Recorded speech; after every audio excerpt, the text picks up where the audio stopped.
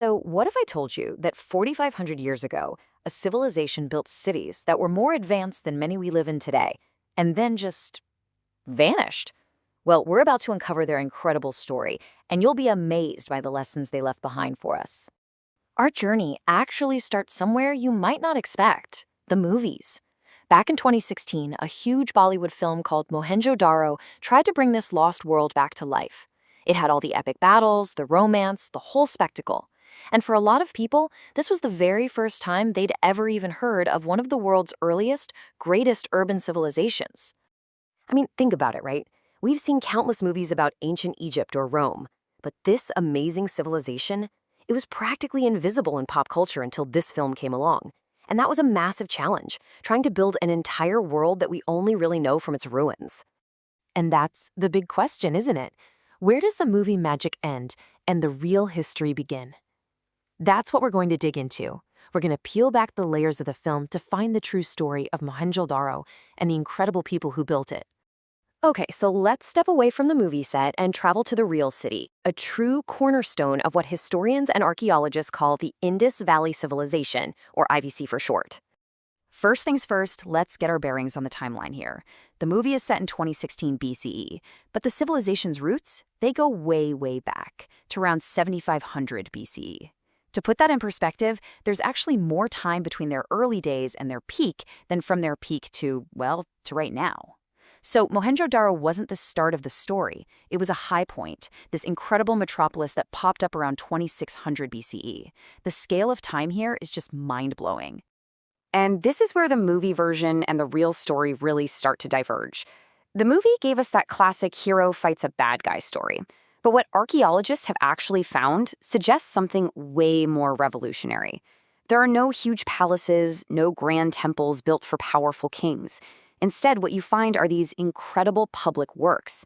This hints at a society that was all about community and function, not about propping up some ruler. The real star of this story wasn't a person, it was the city itself. A key feature you'll find in these cities is the citadel. You can see it here. It's this raised, fortified part of the city. But here's the cool part. It wasn't a fortress for a king. Nope.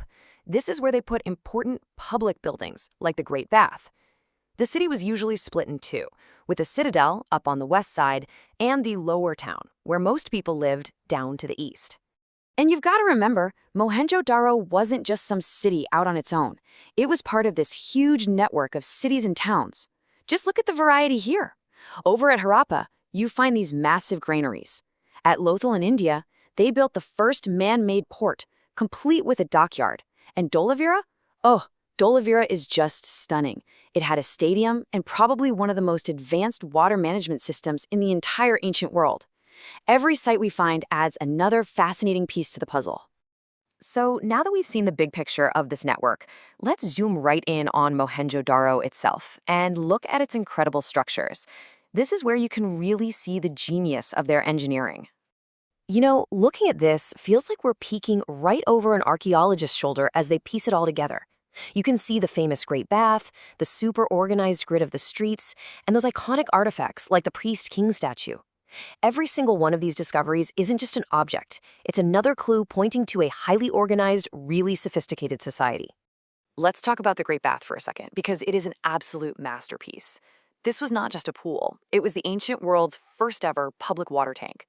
They built it with 5 separate watertight layers. And get this, it's so perfectly constructed that it can still hold water today, 4,500 years later. That's just wild. This is probably the spiritual and community heart of the entire city. Okay, so now that we have a much better picture of the real city, let's swing back to the movie for a minute and talk about the controversies it kicked up. Because, you know, the debates themselves tell us a lot about what we know and, more importantly, what we still don't. Believe it or not, it all started with this: a costume on a movie poster.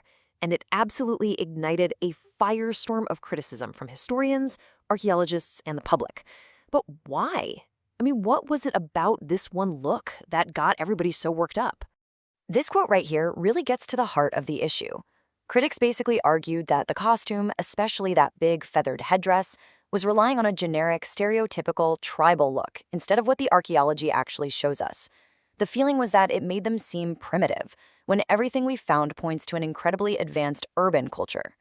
And here's the comparison side by side. The film went for these big, glamorous, dramatic feathers. But when you look at the actual artifacts they've dug up, the little figurines, the headdresses we see, are made of things like discs and shells and maybe even flowers. They were ornate, for sure, but there's just zero evidence for those huge feathers. It's a classic case of artistic license clashing with historical fact. And the controversy didn't stop with the headdress. That just opened up a much bigger can of worms. People started debating the skin tone of the actors and even the language. They're speaking Hindi in the movie, but the truth is we have no idea what the real Indus language sounded like because their script is still a total mystery to us. So these debates go way beyond costumes. They really highlight just how little we truly know about the people themselves. But okay, let's put the movie controversies aside, because this next part is where things get really fascinating. This is where we see why this ancient civilization is maybe more relevant to us today than ever before. Their ancient solutions might just be the answers to our modern problems. 4,500 years. Just let that number sink in for a second. This is long before the Roman Empire, long before many of the famous ancient civilizations we learn about in school. And even back then, the people of the Indus Valley were designing the blueprints for the city of the future. So what was in their master plan? For starters, streets laid out in a perfect grid for nice, orderly growth.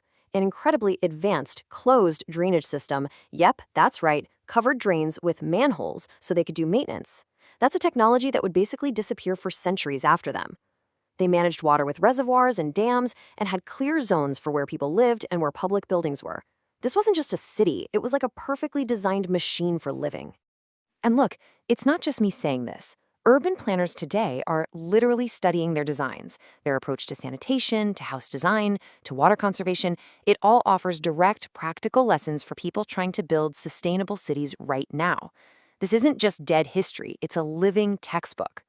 I mean, just look at this comparison. Our modern cities struggle with messy growth, traffic jams, and terrible sanitation.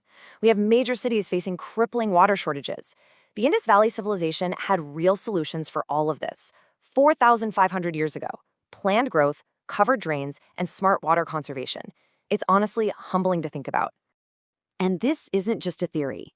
The famous modern architect Le Corbusier, when he designed the Indian city of Chandigarh back in the 1950s, used the exact same gridiron principle for efficient traffic flow.